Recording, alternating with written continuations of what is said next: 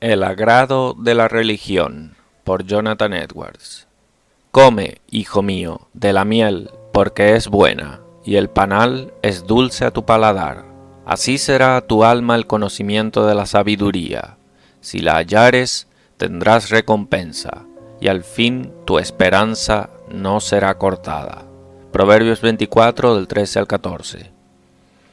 Es muy probable que Salomón escribiera estos proverbios más especialmente para el uso de sus hijos, y particularmente de su hijo que había de ser el heredero del reino y de sus principales riquezas y honores. Darle sabiduría para que fuese prudente y justo en toda su vida. Y por eso tan frecuentemente dice en este libro, mi hijo, haz así, o así mi hijo, oye la instrucción de tu padre. Mi hijo, no te olvides de mi ley, y cosas parecidas. Y así en nuestro texto, come, hijo mío, de la miel, porque es buena, y el panal es dulce a tu paladar. Así será a tu alma el conocimiento de la sabiduría. Si la hallares tendrás recompensa, y al fin tu esperanza no será cortada. O segundo, dice, mi hijo, porque al enseñar estos proverbios, hace el papel de un padre a todos los que querrán ser enseñados por él, a cada lector u oidor de ellos, porque es a los padres que les pertenece más especialmente instruir a sus hijos y decirles cómo deben vivir y actuar. Hace el papel de un tutor a hijos al escribir estas excelentes instrucciones. Se pone en el lugar de un padre para nosotros, y nosotros quienes recibimos instrucción de él, somos puestos en el lugar de hijos. O tercero, porque habla por la inspiración del Espíritu Santo y en el nombre de Dios, que es nuestro Padre Celestial. Y así Dios nos está tratando como a hijos, al darnos estas benditas instrucciones, y así dice conforme a su bondad, mi hijo, para que por eso nos atraiga a escucharle. Y aquí nos hace razonar por nuestras propias acciones, y Dios utiliza lo que nosotros concedemos y los principios con los que actuamos conforme a cosas ordinarias. Come de la miel porque es buena, es decir, tú comes miel porque es buena. Así será a tu alma el conocimiento de la sabiduría. Si la hallares tendrás recompensa, y al fin tu esperanza no será cortada. En las palabras podemos tomar nota de, primero, la dirección y plan del hombre sabio en estas palabras, es decir, exhortarnos a buscar sabiduría. La sabiduría en el libro de Proverbios, en la mayor parte, es puesto o por Jesucristo, la palabra, el poder y sabiduría de Dios, como en el 8º capítulo y otros lugares, o por gracia y sabiduría espiritual, incluyendo también una prudencia moral, una medida de la cual siempre es dada a los que tienen verdadera gracia.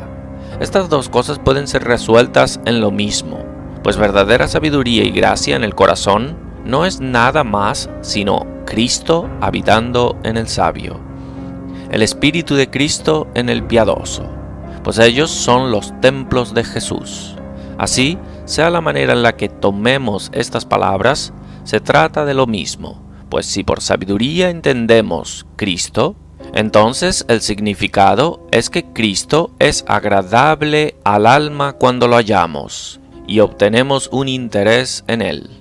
O si lo entendemos como gracia en el corazón, esa gracia es dulce y crea placer cuando la obtenemos.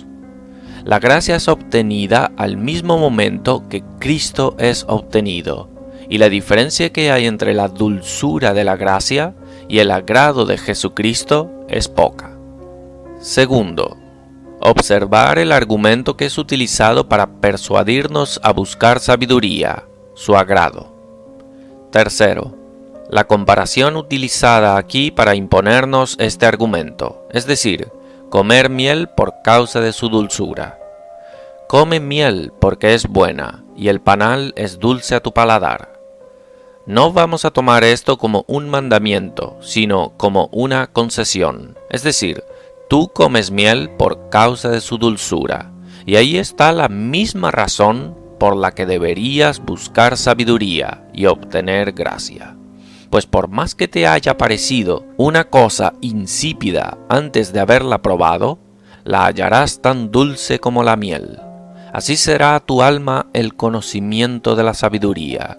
Si la hallares, tendrás recompensa, y al fin tu esperanza no será cortada.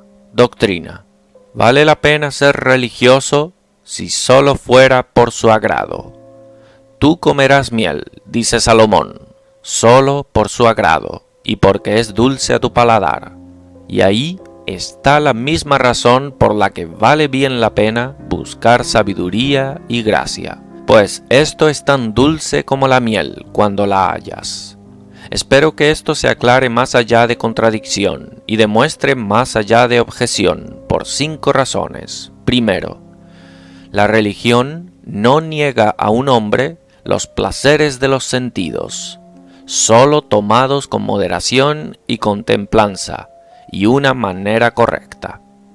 Segundo, la religión endulza deleites y placeres temporales. Tercero, porque no hay placer, sino lo que trae más de tristeza que de placer, más lo que el hombre religioso hace o puede disfrutar.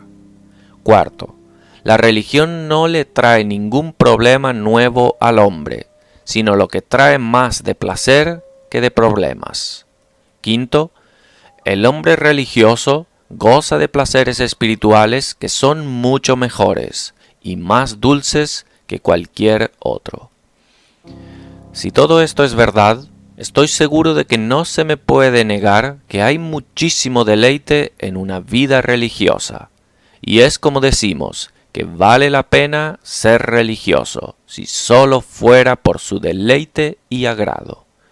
Primero, la religión no le niega a un hombre los placeres de los sentidos, solo tomados con moderación y con templanza y en una manera razonable.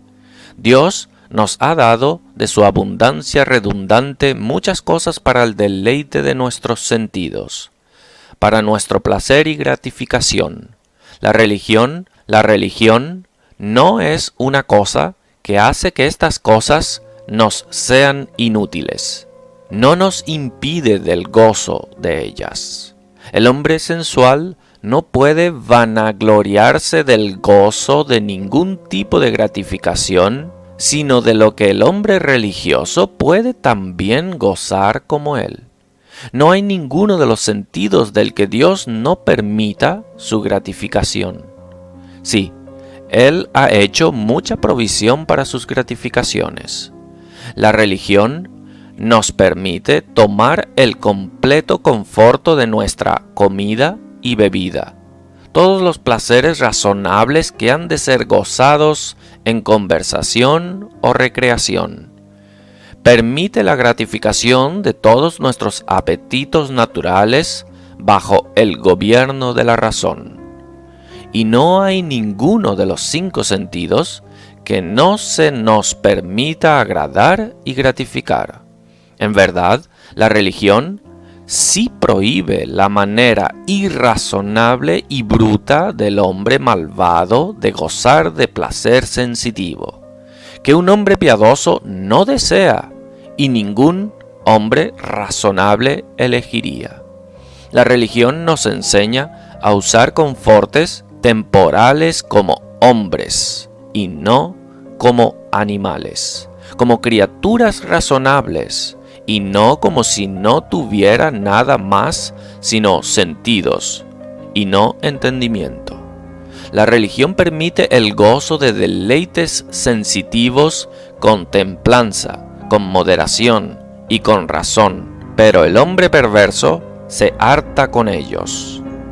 Cualquier deleite de este mundo son abundantemente más dulces cuando son tomados con templanza que cuando son tomados inmoderadamente, como quien en una fiesta que se alimenta con templanza tiene mucho más placer de lo que come y bebe que quien se harta y lo vomita de nuevo.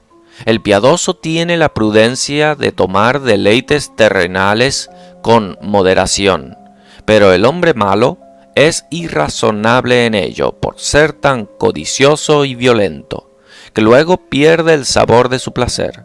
Pero el piadoso toma esas cosas de manera que el dulce sabor de ellas permanece toda su vida. Proverbios 25:16. ¿Hallaste miel? Come lo que te basta, no sea que hastiado de ella la vomites.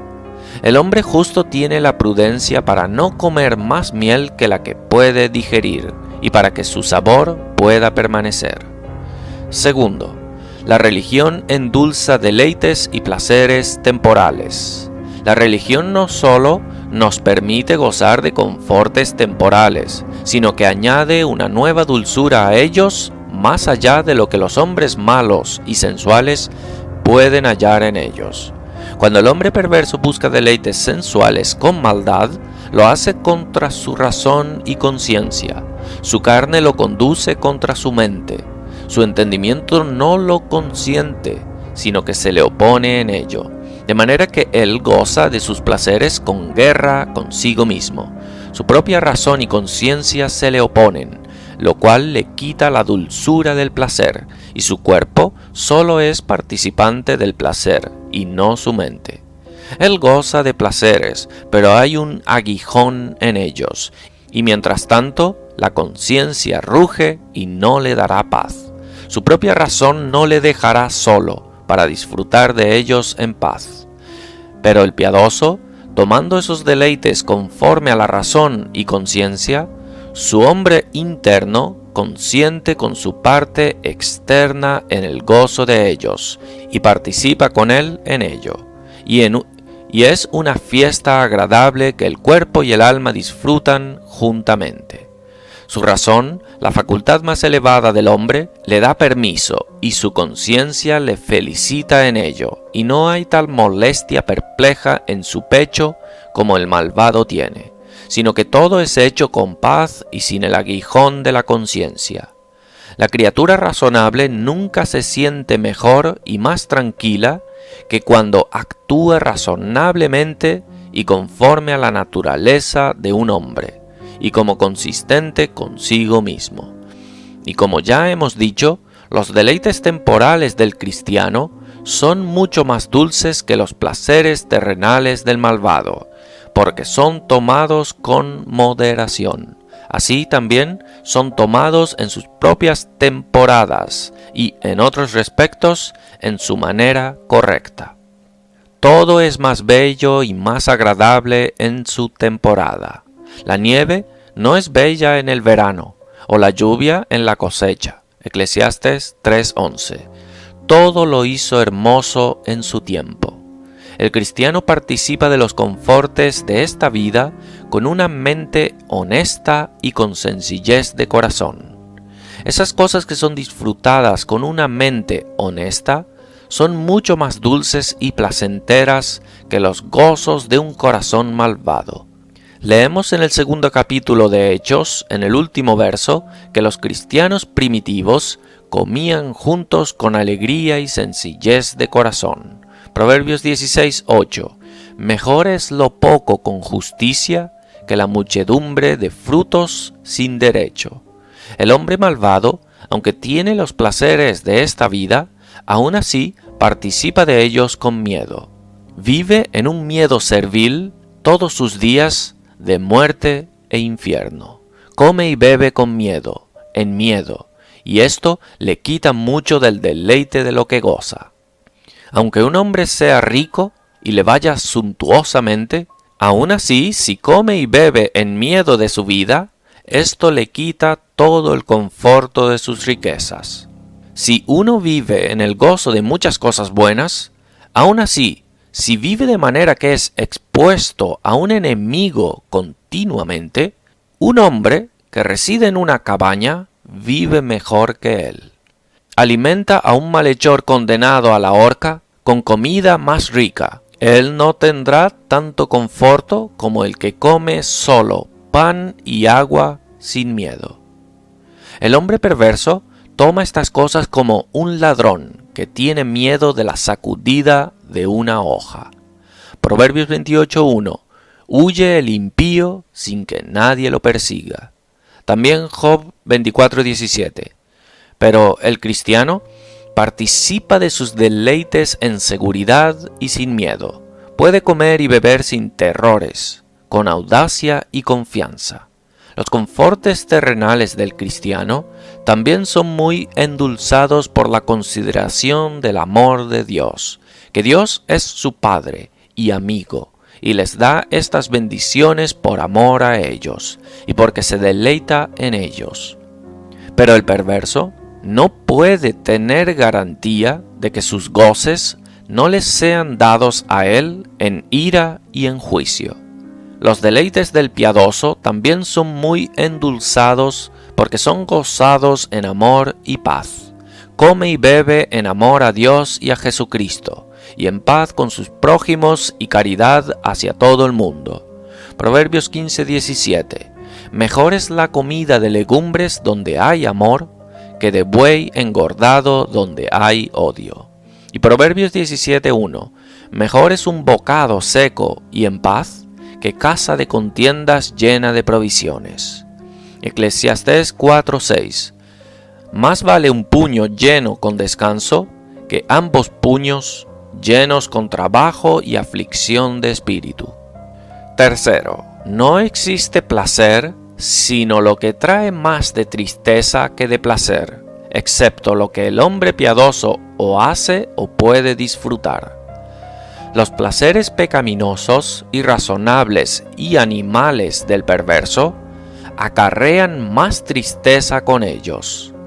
El perverso puede sentir algún placer por un momento, se vuelve en tristeza y amargura en un poco de tiempo.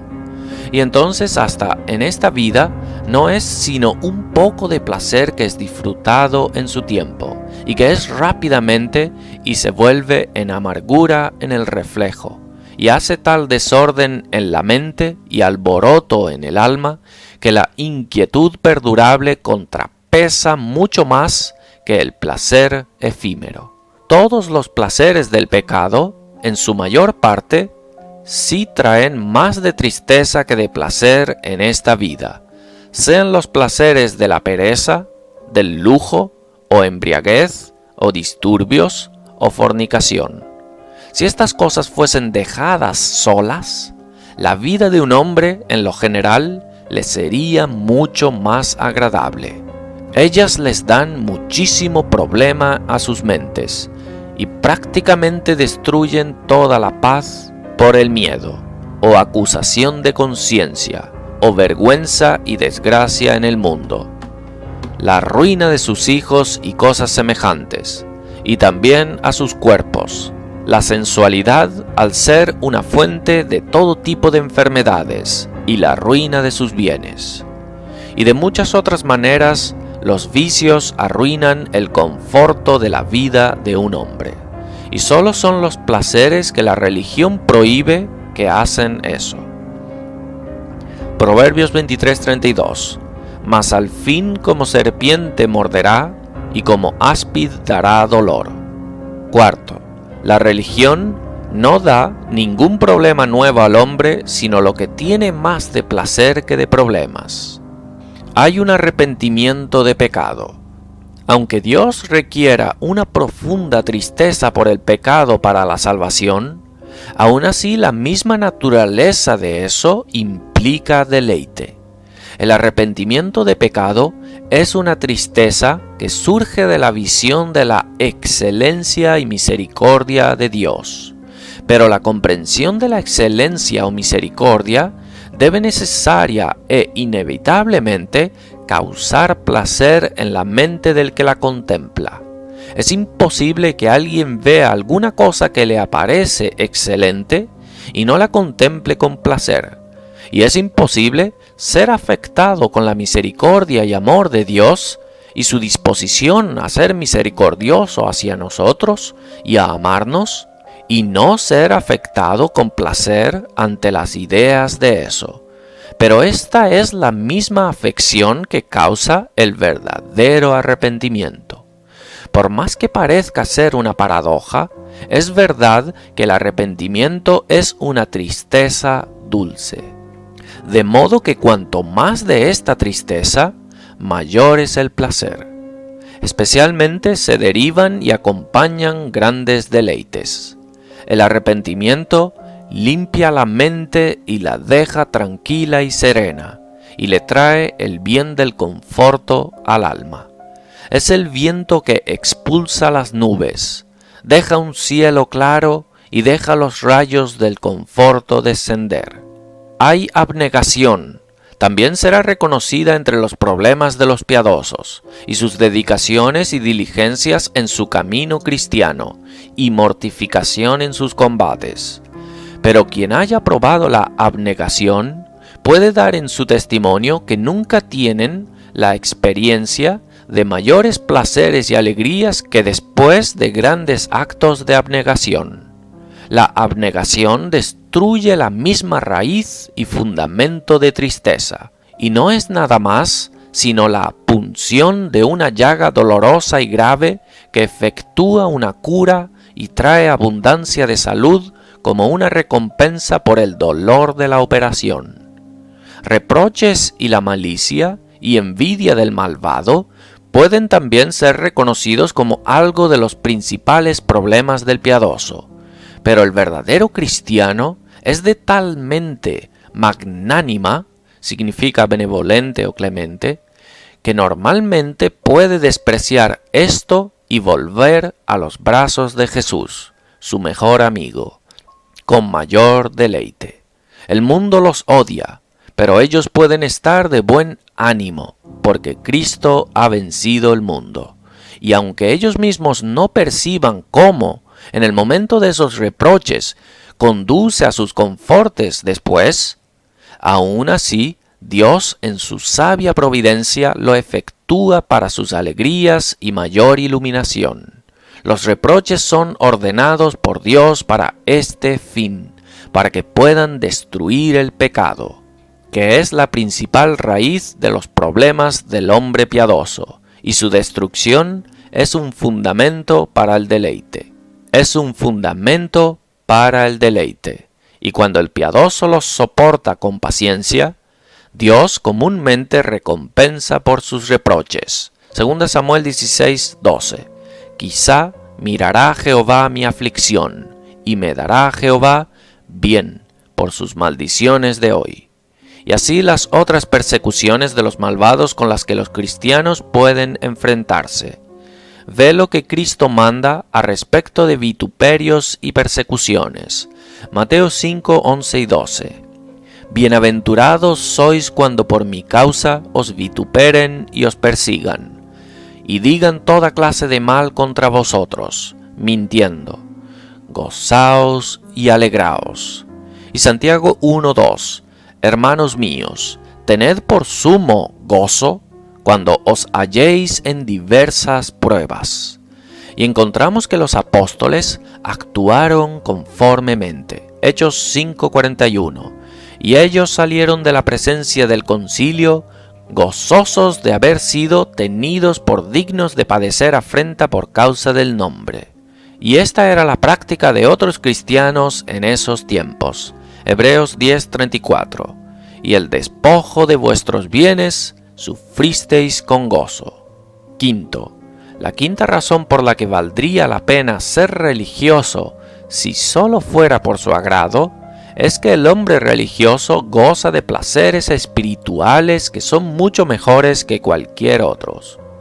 Tiene placeres mentales al igual que corporales. El hombre malvado se aísla de todos los placeres en su parte más noble y más excelente, su alma. Tenemos que concluir que los placeres del alma son mucho mejores que los del cuerpo, pues lo que es más excelente y tiene las mayores facultades debe ser capaz de los mayores deleites y las más excelentes gratificaciones. Lo que es más noble y excelente en el hombre, y por lo que es más exaltado en su naturaleza y más distinguido de las criaturas inferiores, es sin duda capaz de los mejores deleites y más excelentes y refinados placeres. Pero eso en el hombre que es espiritual e intelectual es de una naturaleza mucho más excelente que lo que es meramente animal.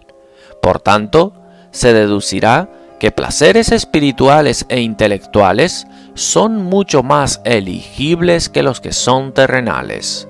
Pero el hombre malvado, al dedicarse a los sentidos, se aísla de todos esos, y por causa de esos placeres de los que goza en común con los animales que perecen, se aísla de esos que podría gozar en común con los ángeles y espíritus celestiales, en común con el hombre Cristo Jesús, sí, en comunión con el gran Dios mismo.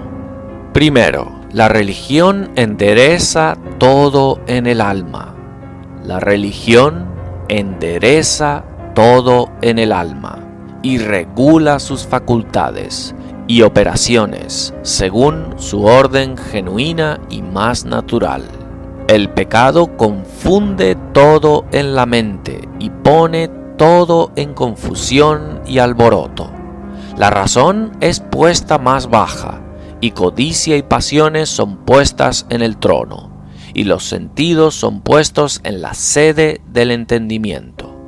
Y mientras la razón es pisoteada, y el ojo del alma es sacado, la voluntad se precipita de un lado para otro por apetitos sin gobierno y voraces, y no hay nada sino guerra y caos en la mente. Pero la religión compone todo, y pone todo en su orden natural, de donde se deriva serenidad, paz y tranquilidad, y la salud y felicidad de la mente. La religión arregla todo en el alma, de manera que no haya oposición entre una facultad y otra. La maldad desordena la mente y echa cosas del orden más natural y excelente, lo cual debe causar problemas e inquietud. Pero la religión pone todo en su orden verdadera y natural. Cuando las cosas están en su orden natural, están en descanso y tranquilas, y no hay perturbación. Así, la religión provoca una calma y quietud en la mente. Las pasiones del hombre perverso están siempre en guerra con su razón, su inclinación con su luz y entendimiento. Pero en el hombre religioso, todos los poderes son de un consentimiento, y hay paz entre ellos, y todos concurren en la misma cosa. Segundo, es un gran placer que un ser inteligente y racional sea excelente. La felicidad y deleite del alma surge siempre de la visión o comprensión de algo que aparece excelente. Así, hasta Dios mismo tiene deleite infinito en la contemplación de su propia excelencia infinita. Y para un ser excelente, necesariamente surge placer. No que los piadosos se agraden con ideas orgullosas y arrogantes de sus propias excelencias, pues ellos saben que no tienen nada, sino lo que recibieron, y que sus excelencias es completamente comunicada a ellos por Dios. Pero el creyente puede regocijarse, y se regocija, en ver la imagen de Dios en sus almas, ver la semejanza de su amado Jesús. Los santos en el cielo, a quienes se les han quitado los restos de orgullo, aún se regocijan en verse hechos excelentes por Dios y apareciendo bellos con santidad. Y si es un gran placer ver cosas excelentes, debe ser una consideración excelente pensar que Dios, por su gracia, me ha hecho excelente y hermoso. Si ellos se deleitan en ver la hermosura de Jesucristo, debe ser una cuestión de deleite ver que Cristo ha comunicado de su hermosura a sus almas. Tercero, los placeres de hacer bien le son muy dulces al piadoso. Debemos tener cuidado de no confundir el placer del hombre orgulloso, que es enaltecido porque piensa que de su propia habilidad hace mejor que los demás, y el placer del cristiano, que se regocija en la gracia de Dios que lo capacita a obedecerle, y a hacer buenas obras para la alabanza de Dios. Es esencial para un cristiano que su deleite y placer sea en obedecer a Dios y hacer bien. El malvado ama actuar vilmente, pero el cristiano ama actuar racionalmente y con excelencia. Es su deleite imitar a Dios y vivir como Jesús, y actuar como una criatura racional. Cuarto, el cristiano goza de placeres del conocimiento más excelente. Es natural que una criatura razonable ame el conocimiento de un tipo u otro y que se deleite en el logro del conocimiento. Algunos buscan el conocimiento de cosas terrenales y algunos de cosas celestiales, pero el creyente tiene el tipo de conocimiento más excelente. Tiene el placer de conocer las verdades más gloriosas, las verdades más excelentes. ¿Qué deleite tienen algunos hombres en el aprendizaje humano? ¿Cuánto más deleite el cristiano tiene en el divino? Gran parte de la felicidad de los ángeles y santos en el cielo es su conocimiento. Sus entendimientos son ampliados y sus conocimientos, podemos concluir, son inmensamente mayores que los de los hombres más sabios en este mundo. Quinto, hay un deleite muy grande que el cristiano goza en la vista que tiene de la gloria y excelencia de Dios. ¿Cuántas artes e invenciones tienen los hombres para deleitar el ojo del cuerpo? Los hombres cogen deleite en la contemplación de grandes ciudades, construcciones espléndidas y palacios majestuosos. ¿Y qué deleite es a menudo cogido en la contemplación de un rostro bello? ¿No podemos bien concluir que los grandes deleites pueden también ser cogidos en agradar el ojo de la mente, en ver el más bello, el más glorioso, el más maravilloso ser en el mundo?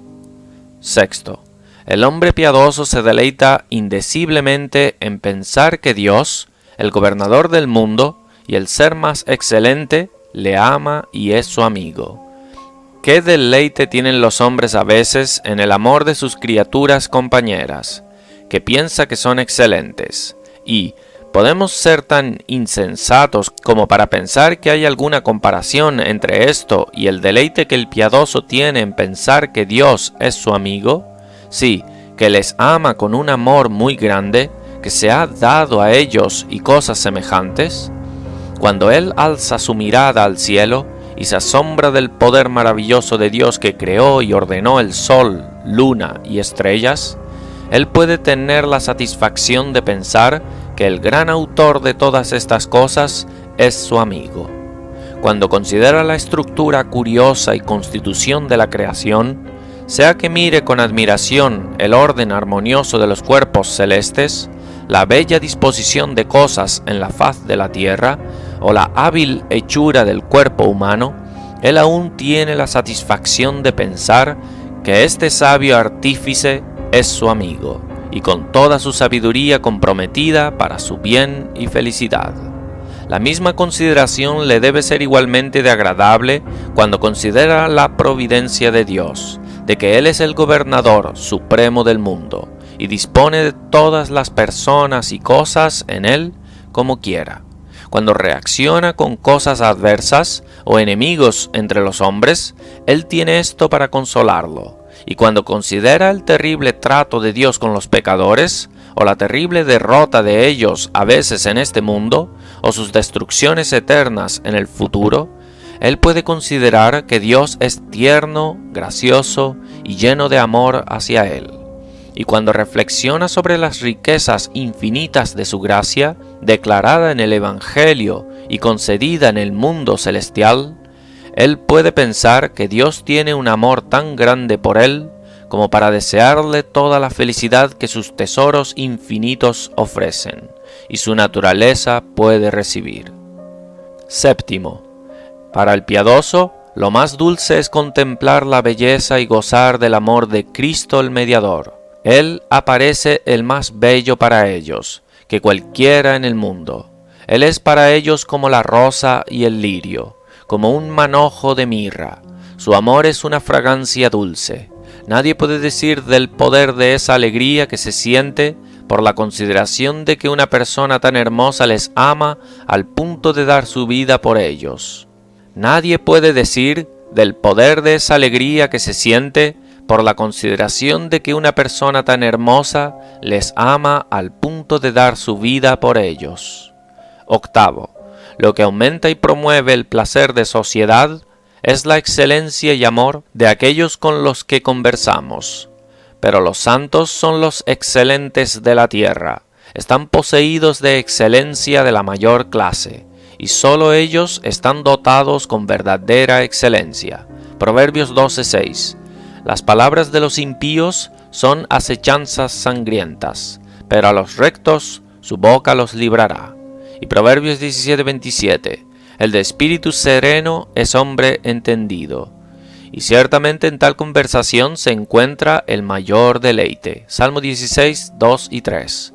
Mi bien a ti no aprovecha, sino a los santos que están en la tierra, y a los íntegros, toda mi afición en ellos. Y como la religión hace hermoso, así engendra amor, el más puro y más ardiente. Nada tiende tanto a la caridad, paz, benevolencia mutua y generosidad como el cristianismo, y por eso nada endulza tanto la sociedad humana. La religión ayuda a un hombre a gozar mucho más del placer en la sociedad y conversación de los hombres. Causa amor y paz, buena voluntad uno hacia el otro, fraternidad, benevolencia mutua, generosidad y un sentimiento del bienestar uno al otro. Y esto endulza sus conversaciones y comunión, hace a los hombres deleitarse uno en el otro. Noveno. Están los grandes placeres de esperanza, de gloria de una resurrección, de un gozo de Cristo para siempre. Estos son placeres demasiado grandes para expresarlos. El justo puede meditar en la gloria, la felicidad que puede desear, y puede estar seguro al mismo tiempo de que la gozará toda, y abundantemente más. Contra este detalle, puede ser objetado que estos placeres se refieren a la otra vida, mientras que la doctrina habla de los placeres de la religión en esta vida. Respondo, aunque las cosas esperadas está en la otra vida, aún así el placer de la esperanza de ellas es gozado en esta vida. Así he analizado esos 5 detalles por los que me propuse aprobar la doctrina, y creo que nadie negará que es lo más cierto, que si la religión no nos niega placeres de los sentidos regulados por la razón, sino más bien los endulza, y si no niega ningún placer en absoluto, sino los que tienen más de tristeza que de placer, y no acarrea ninguna nueva tristeza, sino lo que tiene más de placer que de tristeza, y además da deleites espirituales que son mejores que todos los demás, creo que no puede ser cuestionado en ninguna medida, sino que vale bien la pena ser religioso, si solo fuera por su agrado. Uso, primer uso. De ahí aprendemos que viendo que es así, vale la pena ser religioso si solo fuera por su deleite y agrado. Entonces de ahí podemos aprender que los pecadores son dejados sin ninguna objeción contra la religión. No pueden objetar contra la excelencia de la religión, ni contra su provecho. La última objeción a la que ellos huyen comúnmente es al desagrado de ella. Y estoy satisfecho si hay alguna persona en esta congregación que no se decide inmediatamente por Dios, de que esta es la objeción que él hace. El desagrado de ser religioso y buscar a Dios, la contrariedad de su propia inclinación, la oposición a la inclinación de su corazón. Pero esta objeción hemos respondido plenamente. ¿Puede alguien negar que la doctrina deba ser verdadera y que ha sido evidenciado así por las pruebas que han sido traídas? Si objetas que debes negarte placeres de los sentidos, hemos mostrado que la religión no nos niega deleites y placeres externos, sí que los endulza, deleites y placeres temporales. Hemos mostrado que la religión no niega más placer que lo que acarrea más de tristeza, que lo que el hombre piadoso hace o puede gozar. No puedes objetar de los problemas que debes enfrentar en un camino de vida religioso, pues los problemas de una vida religiosa no acarrean ningún problema nuevo, sino que acarrean más de placer que de problemas. Además, también hemos dicho qué son los grandes placeres espirituales con los que el piadoso se encuentra, y ellos deben ser grandes. Es imposible que los placeres de este tipo no sean sobremanera grandes, pues es necesario en naturaleza que placeres espirituales, cuando gozados, sean los mayores a un espíritu. Es así en todos los casos. Las cosas que son más apropiadas a la naturaleza del alma, ciertamente causará el mayor placer en ella. Sé que es imposible convencer a los hombres de este placer espiritual, pero aunque esto pueda ser, ellos pueden considerar que por esta doctrina ellos se quedarán sin excusas delante de Dios. Segundo uso. Entonces, llegamos con dobles fuerzas contra los perversos, a persuadirlos a una vida piadosa. El argumento más común que es usado para urgir a los hombres a la piedad son los placeres de la vida venidera, pero esto no tiene su efecto para el pecador que está en busca de los placeres de esta vida. Ahora, por tanto, te urgimos a los placeres de esta vida, por tanto no puedes tener nada que decir. El argumento común es el provecho de la religión, pero por desgracia, el hombre malvado no está en busca de provecho, es el placer que busca. Ahora, entonces, lucharemos con ellos con sus propias armas, pues la religión no nos niega deleites y placeres externos. Tercer uso. Si es así, que vale la pena ser religioso si solo fuera por su agrado, entonces qué sobremanera grande es el premio del piadoso, qué galardón tienen en el mundo venidero, qué alegrías en la otra vida. Pero sin embargo, esto no es todo. No, ellos tienen un premio en esta vida, aún mismo en el guardar las órdenes de Dios. Hay gran galardón. Salmos 19:11. Por el galardón que tienen en mano, además de lo que les es prometido, vale bien la pena todos los dolores que tienen, todos los problemas que soportan. Dios no solo les ha prometido un gran galardón, y grande sobremanera más allá de concepción, pero Él les ha dado una anticipación en este mundo, y esta muestra es mejor que todos los placeres y riquezas de los malvados. Salmo 119:14. Me he gozado en el camino de tus testimonios, más que de toda riqueza. Salmo 84:10. Porque mejor es un día en tus atrios que 1000 fuera de ellos. El cristiano pasa cada día como si fuera en los atrios de Dios. La misma promesa que Dios ha dado al piadoso como una señal del galardón es tal que vale bien la pena negar todos los placeres de pecado y asumir todos los problemas de la religión por eso. Apocalipsis 2:17.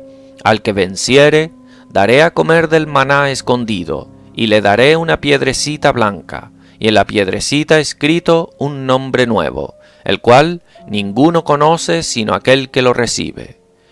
¿Qué deleites puros tiene el piadoso en esta vida?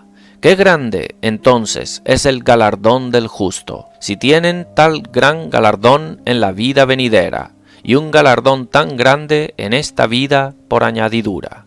Pero puede ser objetado, ¿no dijo el apóstol, 1 Corintios 15:9, si en esta vida solamente esperamos en Cristo, somos los más dignos de conmiseración de todos los hombres? Pero respondo, el cristiano tiene esperanza en otra vida, aun mientras esté en esta vida. En verdad, si esperase volverse nada cuando muriese, y que nunca después gozaría de Dios, a quien amaba tan sinceramente, ni gozase de Cristo, que es tan sobremanera deseado, sería una consideración terrible tal que junto con sus persecuciones y problemas, hundiría completamente su corazón y lo dejaría muy miserable. Pero el cristiano tiene el placer y alegría de esperanza en esta vida, y esto hizo que el apóstol, aun en esta vida, aunque entristecido, mas siempre gozosos. 2 Corintios 6:10. Cuarto uso, de probación. ¿Es así? ¿Vale la pena ser religioso si solo fuera por su agrado? Entonces, por esto, podemos tener una característica excelente de un hombre piadoso. Es brevemente así. Cada hombre que es convencido por su propia experiencia, lo que ha encontrado del agrado de la religión, que vale bien la pena ser religioso si fuera solo por causa de la dulzura de la religión. ¿Le es la religión tan dulce? Si es así, puede concluir que ha probado su verdadera dulzura. Apéndice de Proverbios 24, 13 y 14. Hipócritas y meros farsantes de la religión no valorizan la religión por causa de alguna cosa que haya en la religión misma. Nada de sus propiedades excelentes o dulzura. Ellos la valorizan por algunas consideraciones forenses.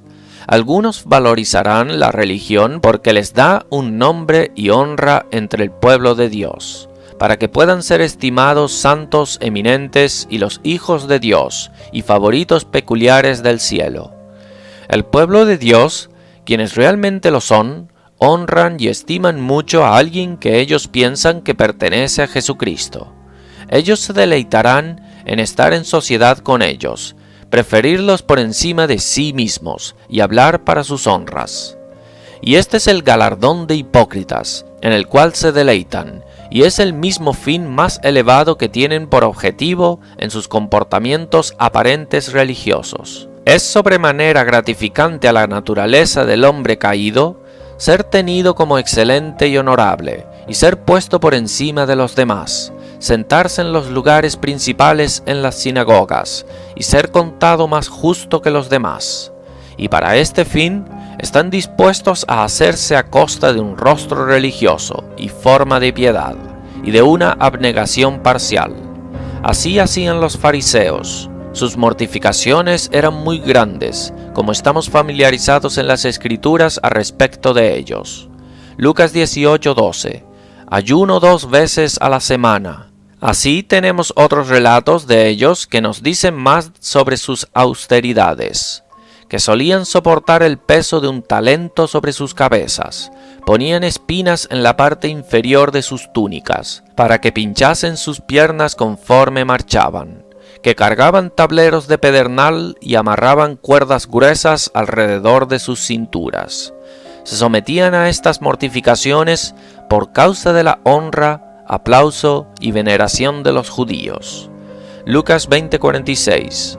Guardaos de los escribas, que gustan de andar con ropas largas, y aman las salutaciones en las plazas, y las primeras sillas en las sinagogas, y los primeros asientos en las cenas.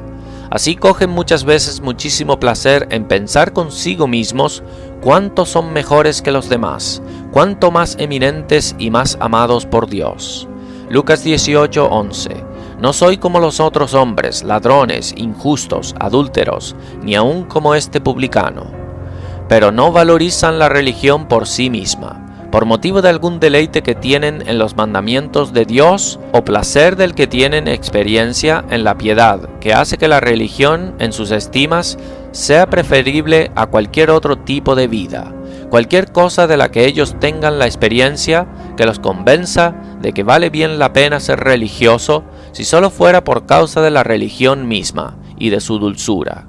Aunque creen que vale la pena buscar la forma de la piedad por causa de la opinión y honores de los hombres. Juan 5:44.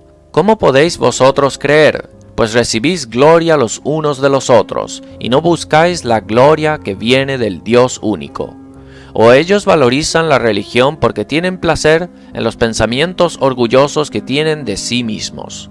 Pues el hombre orgulloso ama compararse con los demás, y cuanto más hace eso, más se estima a sí mismo, mientras que el cristiano sincero es contrario. Cuanto más se compara con los demás, menos se aparece. Este tipo de hombres, en verdad, no pueden decir propiamente que valorizan la religión en absoluto. No es la religión que valorizan o en la que prueban alguna dulzura.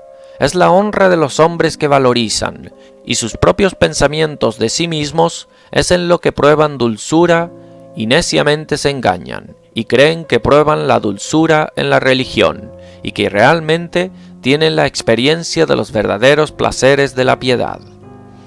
Hay aún otro tipo de hombres que no son completamente los mismos con esto, quienes realizan algunos deberes morales y se abstienen de transgresión grave solo o principalmente por miedo, de quienes aún no puede decirse que valorizan la religión, sino más bien harán algo de lo que tienen aversión, para acalmar sus conciencias y quedarse tranquilos del miedo servil del infierno. Mientras que si el infierno fuera solo quitado del camino, ellos inmediatamente dejarían la moralidad y hasta las virtudes externas, pues ellos están muy lejos de ser convencidos por experiencia de que vale la pena ser religioso por su placer y deleite. Tampoco puede ser hallado ningún tipo de hombres que no son verdaderos siervos de Dios que experimentalmente sea convencido de esta verdad. Pero el piadoso, él tiene ese galardón en mano, esos placeres que ya disfruta, el maná escondido del que se alimenta en este lado de Canaán, sin el cual no se quedaría por cualquier consideración mundana que sea. No podemos determinar que no haya cristianos que tienen realmente las semillas de gracia sembradas en sus almas, que aun por razón de deserción espiritual y oscuridad, pueden tener los rayos del cielo tan interceptados que pueden irse lamentándose y no tener mucha alegría espiritual, que no puede hablar tan libremente de sus experiencias de la verdad de esta doctrina. Pero en lo general, los cristianos pueden decir que tienen ese placer y deleite en la piedad que deberían elegir antes que otro tipo de vida por causa de su agrado. Pero, de todos modos, todos los que encuentran esto pueden concluir con seguridad que lo que les es tan dulce y agradable es la verdadera religión y la verdadera piedad genuina. Cuarto, ¿es así que valdría bien la pena ser religioso si solo fuera por su agrado? Entonces, ¿cuánto más alegre y agradablemente puede un pueblo o sociedad habitar juntamente, si fueran generalmente verdaderamente religiosos? Si la religión es muy dulce sola, es más alegre en sociedad. La comunión y comunicaciones mutuas de placer lo aumentan, así como el calor aumenta al echar carbón a las brasas. Proverbios 27:17.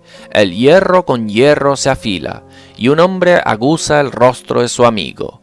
Así, un pueblo cristiano que realmente lo es, o una sociedad de verdaderos cristianos, se afilan los rostros el uno al otro, añadiendo nueva alegría al corazón uno al otro, y una nueva alegría a sus rostros. Oh, qué bendito y feliz sería habitar entre tal pueblo. Es una imagen del cielo, un pueblo que vive en justicia y paz uno con el otro, en el temor de Dios, en el amor del Señor Jesús. La felicidad puede ser bien esperada entre ellos, y podemos anhelar bien por tal felicidad.